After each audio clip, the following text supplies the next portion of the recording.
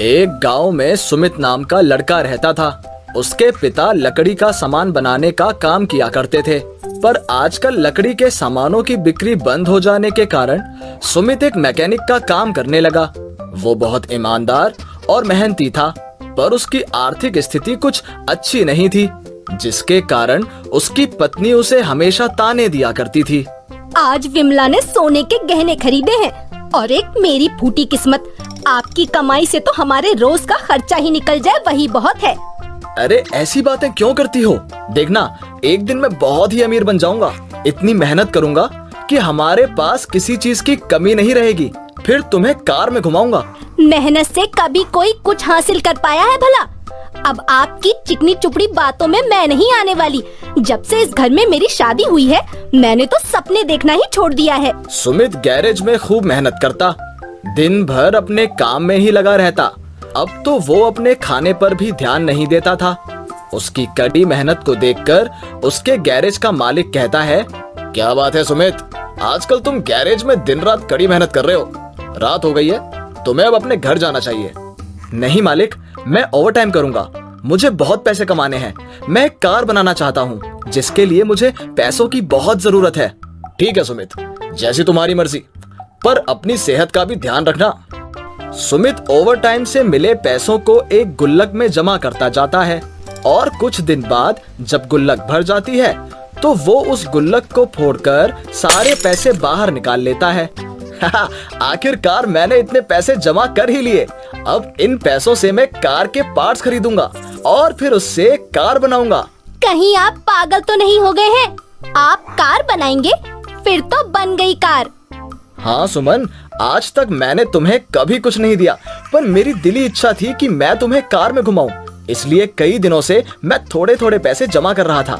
आज गुल्लक में बहुत पैसे हो गए हैं। इससे मेरे कार के लिए अच्छा खासा सामान आ जाएगा।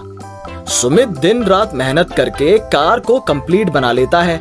वो उसे चलाकर देखता है और कार चल पड़ती है। सुमित की खुशी का कोई ठिकाना नहीं रहता। ओह, आखिरकार मैंने बना ही लिया। मेरी कार, मेरी खुद की कार। अब सुमन मुझ पर कभी गुस्सा नहीं करेगी। पूरे इलाके में शायद किसी के पास ऐसी अनोखी कार नहीं होगी। शाबाश सुमित, शाबाश। ऐसी लाजवाब कार तो हमने कभी नहीं देखी। मुझे तुम पर गर्व है। जल्द से जल्द ही कार अपनी पत्नी को दिखाओ। हाँ मालिक, अभी जाता हूँ। सुमित गाड़ी लेकर अपने घर के लिए निकल जाता है। वो मस्ती से कार चलाता है और गाना गुनगुनाता है। चला जाता हूँ किसी की धुन में, धड़कते दिल के तराने लिए। रास्ते में उसकी नजर एक फूल की दुकान पर पड़ती है। वो फूल लेने फूल वाले की दुकान के पास अपनी गाड़ी रोकता है। वो मन ही मन सोचता है, सुमन के लिए कुछ फूल ले लेता हूँ, वो बहुत खुश हो जाएगी। गाड़ी से उतरकर वो फूल वाले से कहता है, अरे फूल वाले भैया, जरा अच्छे अच्छे लाल गुलाब दिखाना। देखिए भैया, कौन से गुलाब पैक कर दूं? सारे गुलाब ताजे हैं। ये लाल गुलाब लीजिए, भाभी खुश हो जाएंगी। सुमित दुकान से गुलाब लेकर जैसे ही पीछे मुड़ता है, देखता है कि कार वहां है ही नहीं। हे भगवान, कहाँ गई मेरी कार? यही तो खड़ी की थी मैंने। मेरे सारे पैसे उसमें लगे थे। अब मैं सुमन को क्या कहूंगा? भैया आप देरी मत करिए, तुरंत पुलिस स्टेशन जाकर रिपोर्ट दर्ज करवाइए। सुमित भागते भागते पुलिस स्टेशन जाता है। पसीने से लथपथ सुमित पुलिस स्टेशन पहुंचता है, पर वहां उसे कोई नहीं दिखता। पर पुलिस स्टेशन के बाहर एक हवलदार कुर्सी पर बैठा हुआ कुछ काम कर रहा था। सुमित उसके पास जाता है। हवलदार साहब, मेरी कार चोरी हो गई है, मुझे रिपोर्ट लिखवानी है। तुम फटीचर, तुम्हारे पास कार कहाँ से आएगी? जाओ जाओ, मेरा टाइम खोटी मत करो। मैं एक मैकेनिक हूँ, मैंने बनाई कार। आप मुझे बड़े साहब से मिलवा दीजिए। मेरी सारी मेहनत की कमाई उस कार को बनाने में लगी हुई है। मेरी पत्नी को पता चला कि कार चोरी हो गई है तो वो मुझे जिंदा नहीं छोड़ेगी। इतना आसान काम नहीं है रिपोर्ट दर्ज करवाना। रिपोर्ट लिखवाने के लिए पहले तुम्हें टाइपराइटर से सारी बातें लिखवा कर लानी होंगी, उसके बाद कहीं रिपोर्ट दर्ज होगी। और जहाँ तक रही बड़े साहब से मिलने की बात, तो बड़े साहब तो अभी छुट्टी पर हैं, 4 दिन बाद ही आएंगे। तुम 4 दिन बाद आना। सुमित बहुत दुखी हो जाता है और उदास चेहरे के साथ अपने घर जाने के लिए निकल पड़ता है। रास्ते पर उसकी नजर शहर से आए कुछ लोगों पर पड़ती है जो तरह तरह की कार लिए लाइन में खड़े थे। वहां जोर जोर से अनाउंसमेंट हो रही थी, कार रेस जीतिए और पाएं 10 लाख रुपए नकद इनाम। अगर मेरे पास मेरी कार होती तो आज मैं जीत जाता, पर शायद मेरी किस्मत में ऐसा लिखा ही नहीं है। सुमित घर पहुंचता है और सारी बात सुमन को बताते हुए कहता है, मुझे माफ कर दो सुमन, शायद मेरी किस्मत में खुशियां है ही नहीं और मैं तुम्हें भी खुशी नहीं दे पा रहा। इतने दिनों से दिन रात मेहनत करके मैंने पाई जोड़ी और कार बनाई और वो कार चोरी हो गई। तुम्हारी सहेलियों के पति तो उन्हें क्या क्या तोहफे देते हैं, मैं तुम्हें कुछ भी नहीं दे पाता। मैं किसी काम का नहीं। क्यों जी, मैं आप पर गुस्सा करती हूँ तो आपने तो मुझे बिल्कुल बेगैरत ही समझ लिया। आपने इतनी मेहनत करके मेरे लिए कार बनाई, इतनी किस्मत वाली तो मेरी कोई सहेली नहीं हो सकती है। माना अब आपके पास पैसे नहीं बचे, पर कला तो आपके हाथों में है। इस कला का मैं करूंगा भी क्या? अगर आज मेरी कार रहती तो मैं कार रेस में हिस्सा लेकर 10 लाख रुपए जीत जाता। मेरे पास एक आइडिया है। आपको तो लकड़ी का काम पहले से ही आता है, क्यों ना आप एक लकड़ी की कार बनाए और उस कार से रेस में हिस्सा ले। उस रेस में तो लोग इतनी महंगी महंगी गाड़ियां लेकर रेस करने आए हैं और मैं लकड़ी की कार से कैसे रेस जीतूंगा? गाड़ी तो इंजन से चलती है ना, उसकी बॉडी अब लोहे की हो या लकड़ी की, क्या फर्क पड़ता है। मैं अभी बाबूजी का कमरा खोलती हूँ, उसमें बहुत सारी लकड़ी रखी हुई है। सुमित अपने बाबूजी का कमरा खोलता है जिसमें लकड़ी की मोटी मोटी लट्ठें रखी होती हैं। सुमित आरी उठाता है और लकड़ियों को काटना शुरू करता है। वो दिन रात मेहनत करके हूबहू वैसी ही कार बना लेता है जैसी कार उसकी चोरी हुई थी। सुमित बड़ी चालाकी से इस कार के इंजन में एक सिलेंडर लगा देता है जिससे बटन दबाते ही कार हवा से भी तेज चल सकती थी। देखा जी, मैंने कहा था ना, आप कार बना लेंगे। मुझे आप पर पूरा भरोसा है। अब आएगा मजा, तुम देखना। अब मेरी कार की स्पीड का कोई मुकाबला नहीं कर पाएगा सुमन। ये सब तुम्हारे विश्वास के कारण ही हो पाया है। अब आप देरी मत करिए, जल्द से जल्द कार रेस में जाइए, कहीं ऐसा ना हो कि रेस शुरू हो जाए। सुमित अपनी लकड़ी की कार लिए कार रेस में जाता है। उसकी लकड़ी की कार को देखकर वहाँ बाकी लोग हंसते हुए कहते हैं, देखो देखो कैसा बेवकूफ आदमी है, लकड़ी की कार लेकर कार रेस में आया है। ये बैलगाड़ी हमारे कार के आगे नहीं टिकेगी। यहाँ कोई भी मुंह उठाकर रेस में भाग लेने चला आता है यार। छोड़िए जी, क्यों इनकी बातों पर ध्यान देते हैं। आप अपना मनोबल टूटने मत दीजिए, हम तो इसी कार से जीतेंगे। बड़ी हिम्मत करके सुमित उस रेस में अपनी कार लेकर रेसिंग ट्रैक पर खड़ा हो जाता है। सब लोग उसकी तरफ देखकर उसका मजाक बना रहे होते हैं। वो बहुत शर्मिंदगी महसूस करता है और इसका मनोबल टूटने लगता है। जैसे ही रेस स्टार्ट होती है, सारे लोग सुमित से आगे निकल जाते हैं। अरे यार, क्या ये सिलेंडर का बटन काम क्यों नहीं कर रहा? अरे चालू हो जा मेरी कार, मेरी इज्जत तेरे हाथ में है। लगभग रेस खत्म ही होने वाली होती है और सुमित सबसे पीछे छूट जाता है। आपको जीतना होगा सुमित जी। आपको आज साबित करना है इन लोगों को कि आप कितने काबिल हैं। किस्मत बार बार मौका नहीं देती।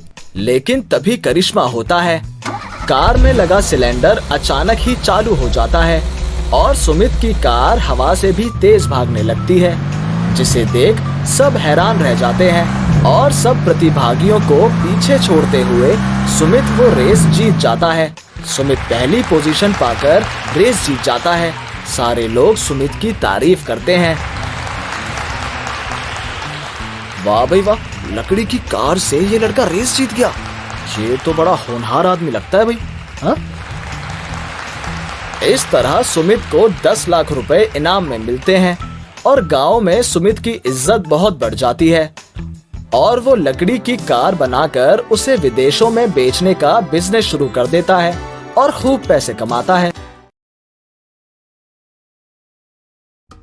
धर्मेश एक छोटे से खोखे में गाड़ी और स्कूटर आदि वाहन में पंक्चर जोड़ने और हवा भरने का काम करता था, पर उसकी कमाई बहुत कम होती थी धर्मेश की पत्नी चारुलता हर वक्त धर्मेश को ताने देती रहती थी। ये लो दाल रोटी, ठूस लो पेट में। क्या हुआ, तुम इतने गुस्से में क्यों बात कर रही हो? और क्या करूं, तुम्हारी आरती उतारूं? बस शादी करके ले आए और आज तक एक रुमाल भी मुझे नहीं खरीद कर दिया तुमने। मेरी तो किस्मत ही फूटी हुई है, तुम जैसे गरीब पंक्चर जोड़ने वाले के साथ मैं जुड़ गई। कहाँ से लाऊं पैसे? जितना बन पड़ता है कोशिश करता ही हूँ कमाने की, जब देखो हर बात पर चिक चिक करती रहती हो। धर्मेश चारुलता के तानों से तंग आ गया था। वो सोचता था कि किस तरह से चारुलता खुश रहे, पर वो कभी भी खुश होती ही नहीं थी। एक दिन चारुलता और धर्मेश बाजार से आते हैं। अब तो जिंदगी सच में लग रहा है बर्बाद हो रही है। पूरे रास्ते पैदल गए और पैदल ही आए। अरे कम से कम एक रिक्शा ही कर लेते, रास्ते में एक गिलास पानी तक नहीं पिलाया। चारू, मैंने कहा तो था गन्ने का रस पी लो, तुम्हें ही नखरे सूझ रहे थे। अब घर आकर बड़बड़ा रही हो, आखिर तुम चाहती क्या हो? सच ही तो बोल रही हूँ। दुनिया की गाड़ियों के पंक्चर जोड़ते हो, हवा भरते हो, कभी एक बार भी सोचा है हमारी अपनी कार होती तो कितना ऐश होता? पर ये सब सोचने की तुम्हें फुर्सत ही कहाँ है। अब देखो चले गए, मैं बोलती रहूं पागलों की तरह। चारुलता बोलती रहती है और धर्मेश घर से बाहर चला जाता है। वो अपने खोखे पर पहुंचता है। भैया देखना जरा, पीछे के टायर में शायद हवा कम है। अभी भर देता हूं भैया। धर्मेश कार में हवा भरते हुए देखता है गाड़ी में बैठा एक बच्चा खेल रहा है। उस बच्चे के हाथ में मिट्टी के खिलौने वाली एक कार है। धर्मेश अपने मन में कुछ सोचने लगता है। ये काम मैं कर सकता हूँ। हाँ, मैं एक मिट्टी की कार बनाऊंगा जिसे देखकर चारुलता बहुत खुश हो जाएगी। धर्मेश दिन रात मेहनत करके बहुत ही खूबसूरत मिट्टी की कार तैयार करता है और अपनी शादी की सालगिरह के दिन वो कार लेकर चारुलता के पास जाता है। अरे क्या क्या बात है? मेरी आंखें क्यों बंद कर दी? क्या दिखाना है? मुझे जल्दी बताओ, मुझे रोटी बनानी है, देर हो रही है। ये देखो चारू, हमारी नई कार।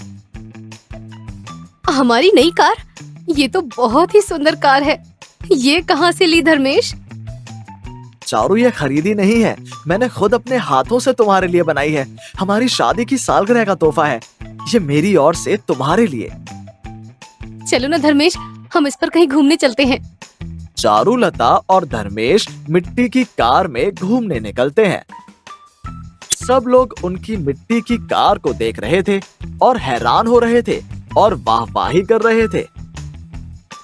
वहीं लोगों के बीच दो चोर भी खड़े थे और आपस में बातें कर रहे थे। अगर इस कार को हम चुरा लें और दूसरी जगह बेच दें तो हमें बहुत फायदा होगा। हाँ भाई, ये मिट्टी से बनी कार तो कोई भी अमीर सेठ अच्छे दामों में खरीद लेगा।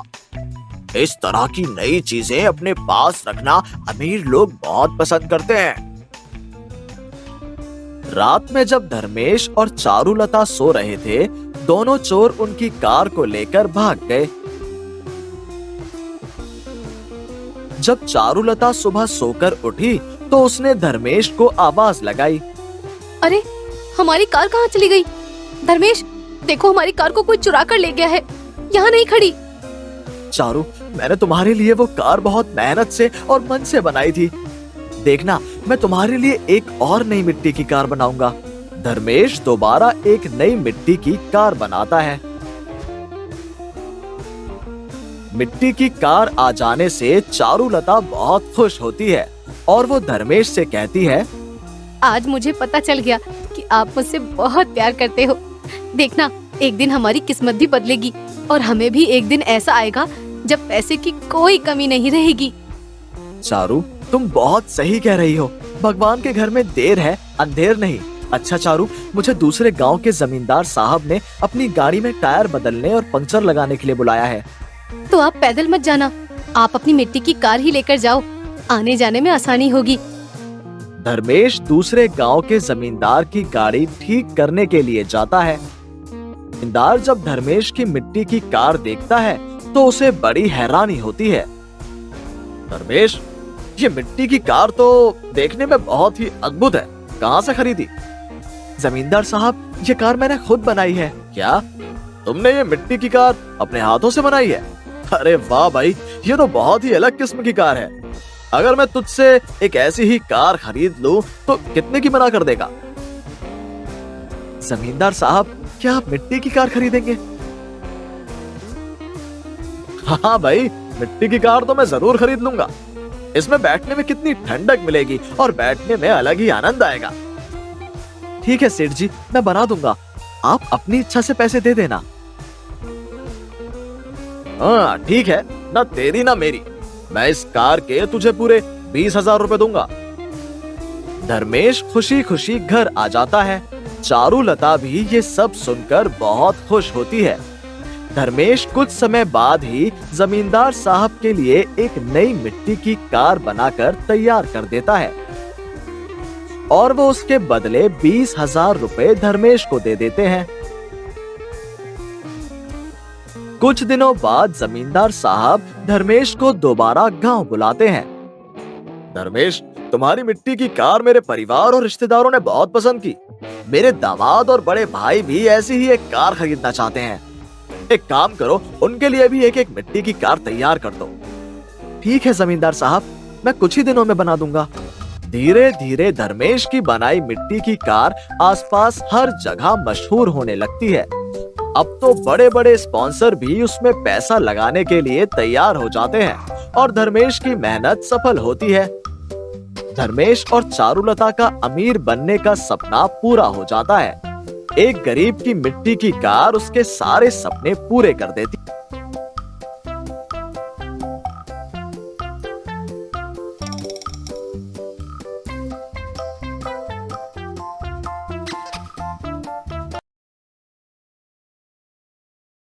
मदनपुर गांव में रमेश और जयेश नाम के दो दोस्त रहते थे।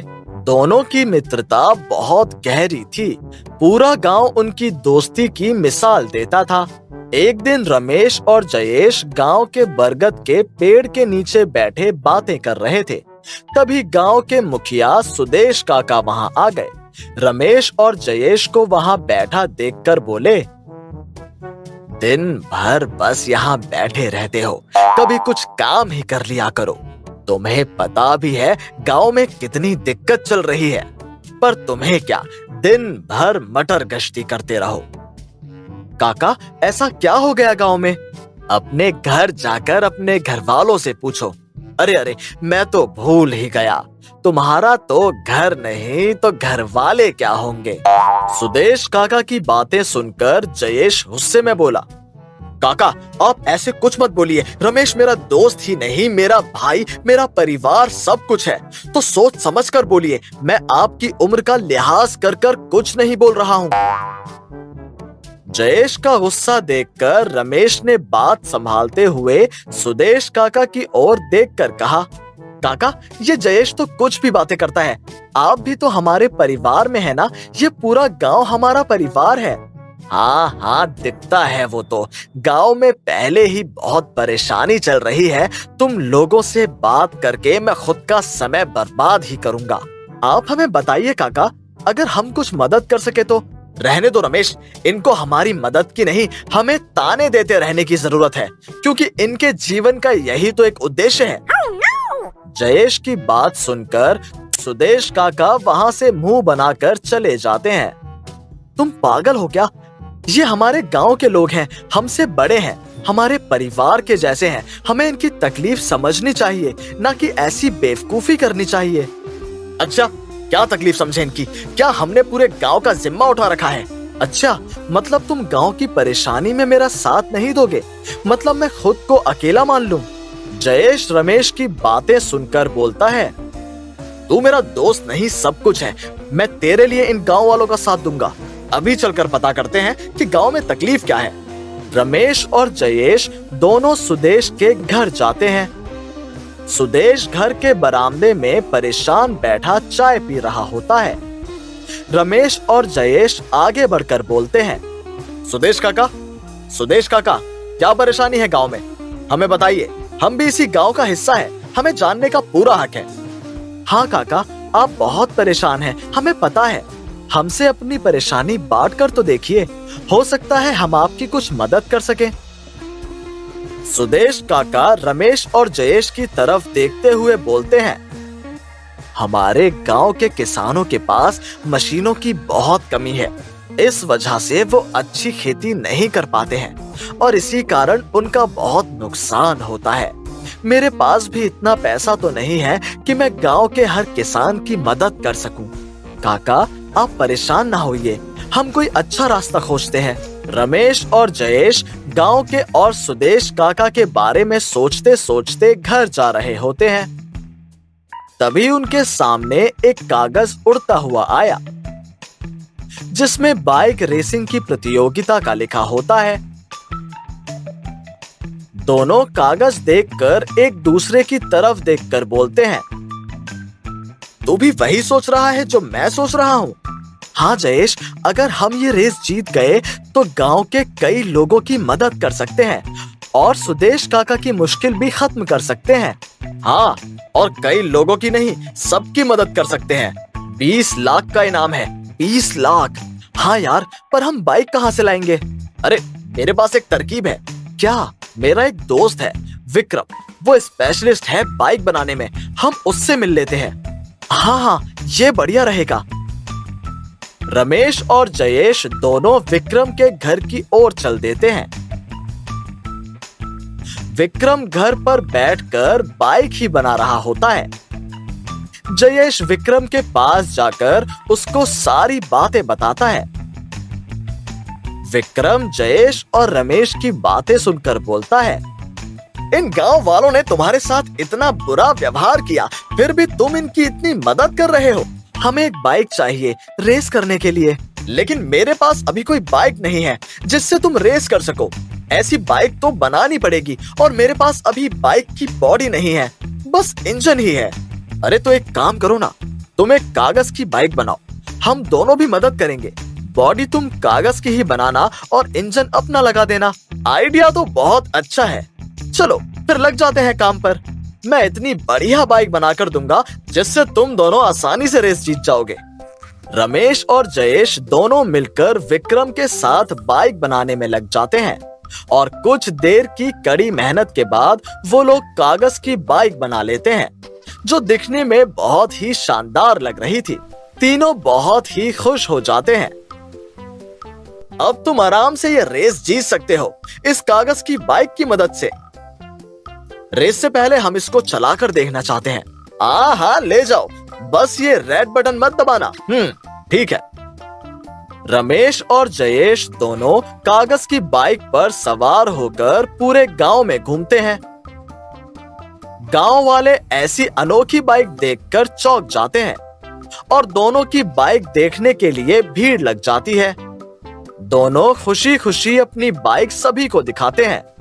अगले दिन होने वाले रेस की प्रतियोगिता में भी शामिल होने की बात भी बताते हैं। आया जी, कल हम इसी पेपर बाइक से रेस में हिस्सा लेंगे और जीतेंगे। दोनों अगले दिन होने वाले रेस में पहुंच जाते हैं। रेस में हिस्सा लेकर जीत जाते हैं और 20 लाख रुपए का इनाम लेकर गांव आ जाते हैं। गांव वाले ये सब देखकर बहुत खुश होते हैं। सुदेश काका भी दोनों से अपने किए के लिए माफी मांगते हैं और बोलते हैं, बेटा, मेरी ही गलती थी कि हम तुम्हें समझ नहीं पाए, हमें माफ कर देना। अरे कोई बात नहीं काका, आप हमारे बड़े हैं, आप हमें कुछ भी कह सकते हैं। काका, ये लो पैसे और गांव वालों की मदद के लिए जो हो सके करो। सुदेश काका रमेश और जयेश को गले लगाते हैं और सब गांव वालों के साथ मिलकर रहते हैं। एक गांव में गोपाल नाम का एक गरीब लड़का अपने माता पिता के साथ रहता था। गोपाल के पड़ोस में ही सोहन नाम का एक अमीर लड़का भी रहता था। सोहन को अपने अमीर होने का बहुत घमंड था। जब भी उसके पिता शहर जाते, सोहन अपने लिए महंगे खिलौने मंगवाता और गांव के बच्चों को दिखा दिखा कर खेलता। पिताजी, ये हवाई जहाज तो कितना ऊपर उड़ता है। मैं अभी इसके साथ पास के मैदान में खेल कर आता हूँ। ये बोलकर सोहन अपना हवाई जहाज मैदान में उड़ाने लगता है। तभी उसके पड़ोसी बच्चे यश और मानव वहाँ आ जाते हैं।